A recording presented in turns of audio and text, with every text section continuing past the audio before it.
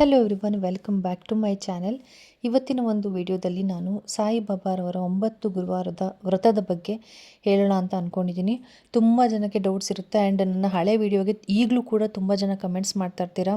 ನಾನು ಪ್ರೆಗ್ನೆಂಟ್ ಇದ್ದೀನಿ, ನಾನು ಉಪವಾಸ ಮಾಡಿ ವ್ರತ ಮಾಡೋಕ್ಕಾಗೋದಿಲ್ಲ, ಏನು ಮಾಡೋದು ಅಂತ, ಅಥವಾ ಉಪವಾಸ ಮಾಡಬೇಕಾ ಅಂತನಾ, ಅಥವಾ ಪೀರಿಯಡ್ಸ್ ಇದ್ದಾಗ ಯಾವಾಗಿಂದ ಮತ್ತೆ ನಾವು ಸ್ಟಾರ್ಟ್ ಮಾಡ್ಬೋದು, ಮಧ್ಯೆ ಪೀರಿಯಡ್ಸ್ ಆದಾಗ ನಾವು ಅದು ವ್ರತ ನಿಂತಂಗಾಗುತ್ತಾ, ಹೇಗೆ ಏನು, ಪ್ರತಿಯೊಂದು ತುಂಬ ಜನ ಡೌಟ್ಸ್ ಕೇಳಿದ್ದೀರಾ. ಸೊ ಪ್ರತಿಯೊಬ್ಬರಿಗೂ ಕೂಡ ಇವತ್ತು ಒಂದು ಎಲ್ಲ ಥರದಲ್ಲೂ ಡೌಟ್ಸು ಕ್ಲಿಯರ್ ಆಗೋ ಥರ ನಾನು ಇವತ್ತು ಒಂದು ವಿಡಿಯೋ ಮಾಡೋಣ ಅಂತ ಅಂದ್ಕೊಂಡಿದ್ದೀನಿ. ತುಂಬ ಜನ ಹೆದರ್ಕೊಂಡು ಎಷ್ಟೋ ಜನ ವಿಡಿಯೋ ನೀವು ಅಂದರೆ ತುಂಬ ಜನ ಬೇರೆಯವರೆಲ್ಲ ವೀಡಿಯೋಸ್ ಹಾಕಿರ್ತಾರೆ, ಇವಾಗ ವ್ರತ ಹೀಗೆ ಮಾಡಬೇಕು ಹಾಗೆ ಮಾಡಬೇಕು ಅಂತ, ಅಥವಾ ನಮಗೆ ಗೊತ್ತಿರೋರೇ ಹೇಳಿರ್ತಾರೆ, ಇಲ್ಲ ನಾವು ಇಷ್ಟು ಸ್ಟ್ರಿಕ್ಟಾಗಿ ಮಾಡಿದ್ವಿ, ಹೀಗೆ ಮಾಡಿದ್ವಿ, ನೀವು ಹೀಗೆ ಮಾಡಬೇಕು ಇಲ್ಲಾಂದರೆ ಆಗೋದೇ ಇಲ್ಲ ಅನ್ನೋ ಥರ ತುಂಬ ಜನ ಕೂಡ ಹೇಳಿರ್ತಾರೆ. ಆ ಭಯಕ್ಕೆ ಎಷ್ಟೋ ಜನ ಮಾಡೇ ಇರಲ್ಲ. ಎಷ್ಟೋ ಜನ ಅಂದ್ಕೊಂಡು ಹಿಂಗೆ ಮಾಡಬೇಕೇನೋ, ನಮಗೆ ಆಗಿಲ್ಲ ಅಂದರೆ ಸುಮ್ಮನೆ ಯಾಕೆ ಅಂತ ಕೈ ಬಿಟ್ಬಿಟ್ಟಿರ್ತೀರ. ಬಟ್ ಸಾಯಿಬಾಬಾ ವ್ರತ ಎಷ್ಟಂದ್ರೆ ಅಷ್ಟು ಸಿಂಪಲ್ಲಾಗಿ ಕೂಡ ನೀವು ಮಾಡ್ಬೋದು. ಸಾಯಿಬಾಬಾ ಯಾವುದೇ ರೀತಿ ರಿಸ್ಟ್ರಿಕ್ಷನ್ಸ್ ಯಾವತ್ತೂ ಯಾರಿಗೂ ಕೂಡ ಹಾಕಿಲ್ಲ. ಪೂಜೆಯಲ್ಲೂ ಕೂಡ ಅಷ್ಟೇ ಸಾಯಿಬಾಬಾ, ನೀವು ಹಳೆ ಕಥೆಗಳನ್ನೆಲ್ಲ ಕೇಳಿದ್ರೆ ನಿಮಗೆ ಗೊತ್ತಾಗುತ್ತೆ ಸಾಯಿಬಾಬಾ ಎಷ್ಟು ಸಿಂಪಲ್ಲಾಗಿ ಪೂಜೆಗಳದ್ದೇ ಆಗಲಿ ಯಾವುದನ್ನೇ ಆಗಲಿ ಎಷ್ಟು ಸಿಂಪಲ್ಲಾಗಿ ಬೇರೆಯವ್ರಿಗೂ ಕೂಡ ಹೇಳ್ತಿದ್ರು, ಅವರು ಕೂಡ ಅಷ್ಟೇ ಸಿಂಪಲ್. ಹಾಗೆ ಅದೇ ಥರ ನಿಮ್ಮ ಇಷ್ಟಕ್ಕೆ ಅನುಸಾರವಾಗಿ ನೀವು ಪೂಜೆ ಮಾಡಿದಷ್ಟು ಸಾಯಿಬಾಬಾಗೆ ಖುಷಿಯಾಗುತ್ತೆ, ಅವ್ರ ಕಥೆಯಲ್ಲೂ ಅದು ಬರುತ್ತೆ. ಸೊ ಹೇಗೆ ಮಾಡೋದು ಸ್ಟೆಪ್ ಬೈ ಸ್ಟೆಪ್ ಪ್ರತಿಯೊಂದು ಕೂಡ ಹೇಳ್ತೀನಿ. ಹಾಗೆ ಈ ವ್ರತ ಮಾಡಿ ಎಷ್ಟು ಜನಕ್ಕೆ ಒಳ್ಳೆಯದಾಗಿದೆ, ಏನೇನೆಲ್ಲ ಮಿರಾಕಲ್ಸ್ ನಡೆದಿದೆ ಅದನ್ನು ಕೂಡ ನಿಮ್ಮ ಜೊತೆ ಶೇರ್ ಮಾಡ್ಕೊಳ್ತೀನಿ. ಯಾರೆಲ್ಲ ಹೊಸದಾಗಿ ನನ್ನ ಚಾನಲ್ನ ನೋಡ್ತಾ ಇದ್ದೀರಾ, ಚಾನಲ್ನ ಸಬ್ಸ್ಕ್ರೈಬ್ ಮಾಡ್ಕೊಳ್ಳಿ ಆ್ಯಂಡ್ ಪಕ್ಕದಲ್ಲಿರೋ ಬೆಲ್ಲೈಕನ್ನು ಪ್ರೆಸ್ ಮಾಡಿ, ಇದರಿಂದ ಹೊಸ ವಿಡಿಯೋ ನೋಟಿಫಿಕೇಷನ್ ನಿಮಗೆ ಸಿಗ್ತಾ ಹೋಗುತ್ತೆ. ನಾವು 17 ಇಯರ್ಸಿಂದ ಸಾಯಿಬಾಬನ ಪೂಜೆ ಮಾಡ್ತಾಯಿದ್ದೀವಿ ನಮ್ಮ ಅಮ್ಮ ಮನೆಯಲ್ಲಿ. ಅಂದರೆ ನನ್ನ ಅಕ್ಕವರು, ನಾನು, ನಮ್ಮ ಅಣ್ಣವರು, ಪ್ರತಿಯೊಬ್ಬರು, ನಮ್ಮ ಅಪ್ಪನೂ ಈಗಲೂ ಸಂಡೇ ಅವರು ಸಾಯಿಬಾಬಾ ಮಂದಿರಕ್ಕೆ ಹೋಗಿ ಬಂದೇ ಬರ್ತಾರೆ. ಸೊ ಅಷ್ಟು ವರ್ಷದಲ್ಲಿ ತುಂಬ ಮಿರಾಕಲ್ಸ್ನ ನಾವು ನೋಡಿದ್ದೀವಿ. ಜೊತೆಯಲ್ಲಿ ನಾವು ಯಾರಿಗೆಲ್ಲ ಇದನ್ನು ಸಜೆಸ್ಟ್ ಮಾಡಿದ್ದೀವಿ ಅಂದರೆ ಈ ರೀತಿಯಾಗಿ ಪೂಜೆ ಮಾಡಿ ಅಂಥೇಳಿ ಹೇಳಿದ್ದೀವೋ ಎಲ್ಲರ ಲೈಫಲ್ಲೂ ಮಿರಾಕಲ್ಸ್ ನಡೆದಿದೆ. ಅವರು ಹೇಳ್ತಾರೆ, ನೀವು ಹೇಳಿದ್ರಿ ನೀವು ಸಾಯಿಬಾಬನ ಪೂಜೆ ಮಾಡಿ ಅಂತ ಒಳ್ಳೆಯದಾಗುತ್ತೆ ಅಂತ, ನಿಜವಾಗ್ಲೂ ಮಾಡಿದ್ಮೇಲೆ ನಾವು ತುಂಬ ಚೆನ್ನಾಗಿ ನಮ್ಮ ಲೈಫ್ ಚೇಂಜ್ ಆಗಿದೆ ಅಂತ ಹೇಳಿರೋರು ತುಂಬ ಜನ ಎಕ್ಸಾಂಪಲ್ ನಮ್ಮ ಸುತ್ತಮುತ್ತನೇ ಇದ್ದಾರೆ, ನೀವು ಕೂಡ ಕೇಳಿರ್ತೀರ.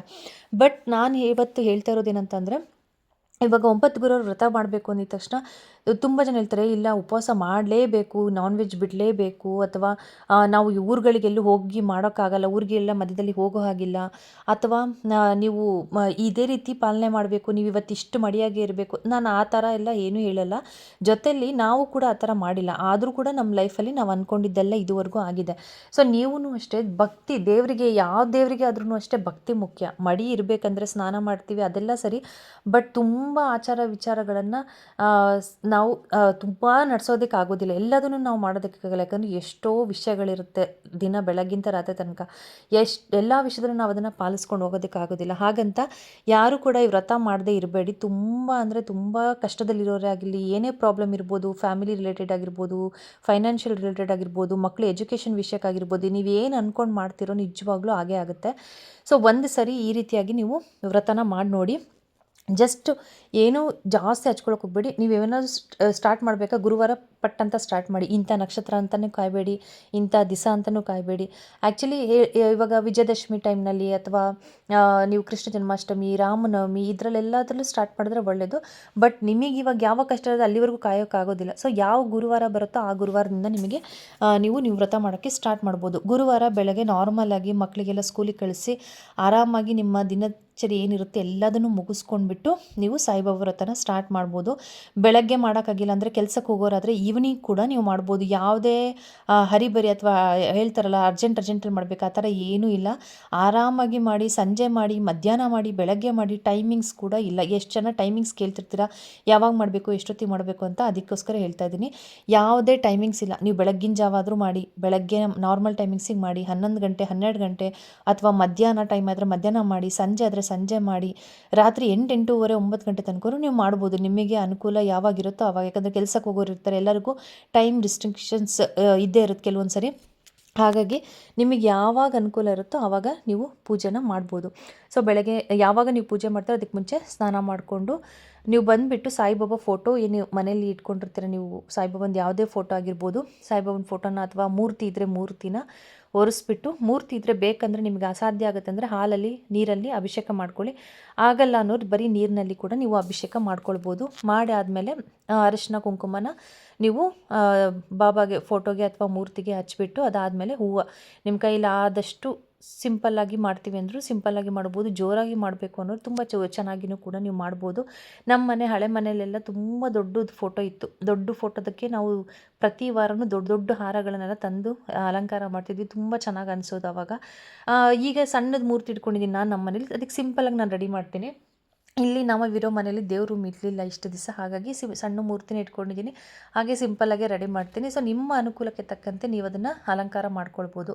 ಸೊ ಇದಿಷ್ಟ ಆದಮೇಲೆ ಒಂದು ಅರಿಶಿನ ಬಟ್ಟೆ ಒಂದು ಹಾಸಿ ಅಷ್ಟೇ. ನೀವು ಫೋಟೋ ಎಲ್ಲಿಡ್ತೀರೋ ಅಲ್ಲೇ ಇಟ್ಬಿಟ್ಟು ನೀವು ವ್ರತ ಮಾಡ್ಬೋದು. ಅಂದರೆ ಇವಾಗ ಹ್ಯಾಂಗ್ ಮಾಡಿರ್ತೀರ ಅಂದರೆ ಫೋಟೋ ಅದು ಮೊಳಗೆನೇ ಸಿಕ್ಸಿ ಮಾಡಿ, ಅಥವಾ ಕೆಳಗಡೆ ಹಾಸಿಬಿಟ್ಟು ಸಪ್ರೇಟಾಗಿ ಇಟ್ಟು ಮಾಡ್ತೀನಿ ಅಂದರೆ ನೀವು ಹಾಗೂ ಕೂಡ ಮಾಡ್ಬೋದು. ಅದು ಕೂಡ ನಿಮ್ಮ ಅನುಕೂಲ, ಅದಕ್ಕೂ ಕೂಡ ಯಾವುದೇ ರಿಸ್ಟ್ರಿಕ್ಷನ್ಸ್ ಇಲ್ಲ. ನೀವು ಇಂಥ ಕಡೆನೇ ಇಟ್ಟು ಮಾಡಿ ಹೀಗೆ ಅಂತ ಅಲ್ಲ. ಆದರೆ ಬಾಬಾ ಮುಂದೆ ಪ್ರಸಾದ ಇಡೋಕ್ಕೆ ಏನಾದರೂ ಒಂದು ಸ್ಟ್ಯಾಂಡ್ ಆದರೂ ಇದ್ರೂ ಪರವಾಗಿಲ್ಲ. ಹಾಗಿಲ್ಲ ಅಂದಾಗ ಮಾತ್ರ ಕೆಳಗಡೆ ಒಂದು ಯೆಲ್ಲೋ ಕಲರ್ ಬಟ್ಟೆ ಹಾಸಿಬಿಟ್ಟು ಅದ್ರ ಮೇಲೆ ಮೂರ್ತಿ ಅಥವಾ ಫೋಟೋ ಇಟ್ಬಿಟ್ಟು ನೀವು ಇಡಬೇಕಾಗುತ್ತೆ. ಸೊ ಮುಂದೆ ಪ್ರಸಾದಕ್ಕೆ ಏನು ಇಡಬೇಕು ಅನ್ನೋದಾದರೆ ಸಕ್ಕರೆ ಅಥವಾ ಬರೀ ಬಾಳೆಹಣ್ಣು, ಕಡಲೆ, ಮತ್ತು ತುಪ್ಪ ಸಕ್ಕರೆ ಕಲಸಿಡ್ಬೋದು, ಬೆಲ್ಲ ಇಡ್ಬೋದು, ಆಮೇಲೆ ಬಿಸ್ಕೆಟ್ ಇಡ್ಬೋದು, ಗೋಡಂಬಿ, ದ್ರಾಕ್ಷಿ, ಬಾದಾಮಿ, ಏನು ಅನಿಸುತ್ತೋ ಮನೇಲಿ ಏನಿರುತ್ತೆ. ಏನೂ ಇಲ್ಲಾಂದರೆ ಸಕ್ಕರೆ ಅಂತೂ ಎಲ್ಲರ ಮನೇಲೂ ಇದ್ದೇ ಇರುತ್ತೆ. ಸೊ ನೀವು ಸಕ್ಕರೆನ ಕೂಡ ನೈವೇದ್ಯವಾಗಿ ಇಡ್ಬೋದು. ನೈವೇದ್ಯಕ್ಕೂ ಅಷ್ಟೇ ತುಂಬ ತಲೆ ಕೆಡಿಸ್ಕೊಳ್ಬೇಡಿ. ಅಂದರೆ ನಿಮಗೆ ಸಾಧ್ಯ ಆದರೆ ಮಾಡಿ. ಇವಾಗ ತುಂಬ ಅರ್ಜೆಂಟಲ್ಲಿ ಇರ್ತೀರ, ಕೆಲಸಕ್ಕೆ ಹೋಗೋರು ಇರ್ತೀರ, ನೀವೆಲ್ಲ ಬೆಳಗ್ಗೆ ತಿಂಡಿ ಮಾಡ್ತೀರಲ್ಲ, ಅದನ್ನೇ ಟೇಸ್ಟ್ ನೋಡಿದೆ ನೀವು ಅದನ್ನೇ ಕೂಡ ನೀವು ನೈವೇದ್ಯವಾಗಿ ಇಡ್ಬೋದು. ಏನಾದರೂ ನೈವೇದ್ಯ ಮಾಡ್ಬೋದು. ಇದೇ ಥರ ಮಾಡಬೇಕು ಅಂತ ನಿಮ್ಮ ಶಕ್ತಿ ಅನುಸಾರ ನಿಮಗೆ ಏನಾಗುತ್ತೋ ಅದನ್ನು ನೈವೇದ್ಯ ಮಾಡಿ. ಬರೀ ಹಾಲು ಸಕ್ಕರೆ ಕೂಡ ಇಡ್ಬೋದು.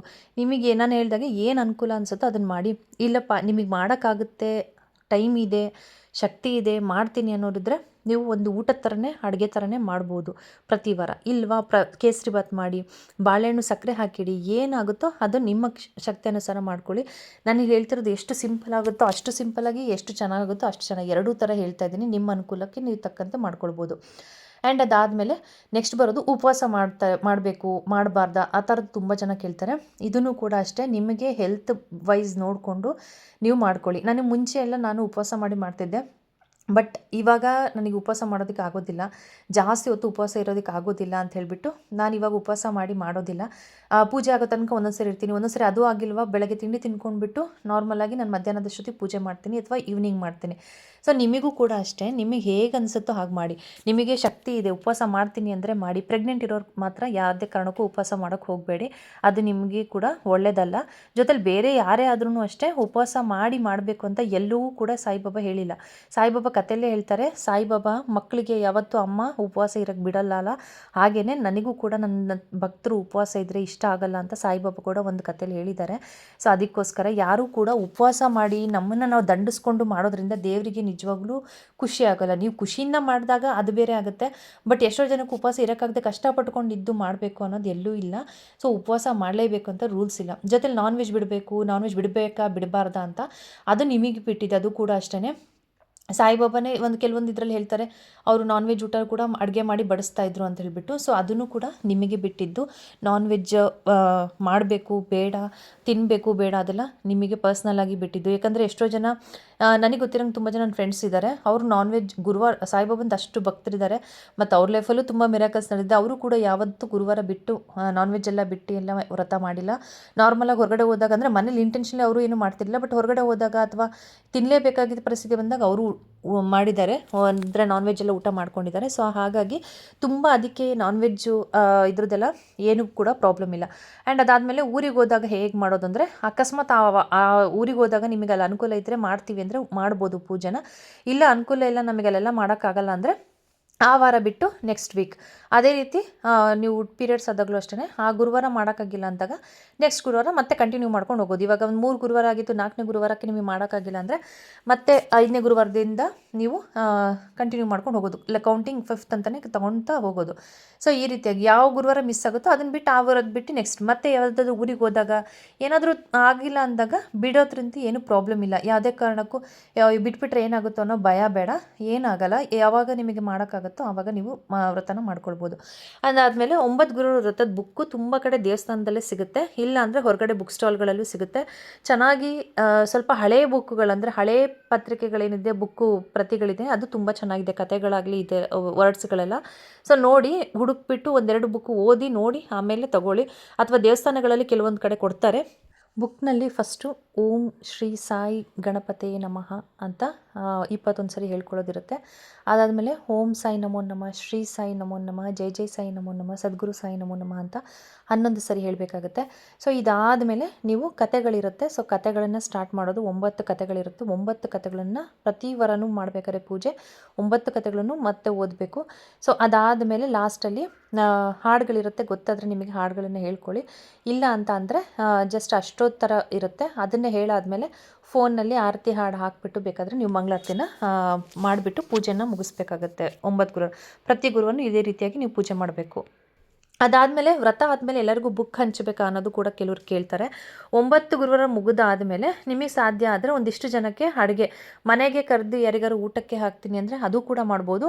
ಅದ್ರ ಬದಲು ದೇವಸ್ಥಾನದ ಹತ್ರ ಇಲ್ಲ ತುಂಬ ಬಡವರು ಇಲ್ಲ ಹೊರಗಡೆ ಅಲ್ಲಿ ಕೆಲವೊಂದು ಕಡೆ ಎಲ್ಲ ರೋಡಲ್ಲೆಲ್ಲ ಜನ ಉಳ್ಕೊಂಡಿರ್ತಾರಲ್ಲ ಅಂಥವ್ರಿಗೆ ಹೋಗ್ಬಿಟ್ಟು ನೀವು ಊಟನ ಕೊಡೋದು ತುಂಬಾ ಒಳ್ಳೆಯದು. ನಾವು ಮನೇಲಿ ಚೆನ್ನಾಗಿರೋರು ಗೊತ್ತಿರೋರಿಗೆ ಕರೆದು ಕೊಡೋದಕ್ಕಿಂತ ಹೊರಗಡೆ ಕಷ್ಟದಲ್ಲಿರೋರಿಗೆ ನೀವು ಸಹಾಯ ಮಾಡೋದು ತುಂಬ ಒಳ್ಳೆಯದು.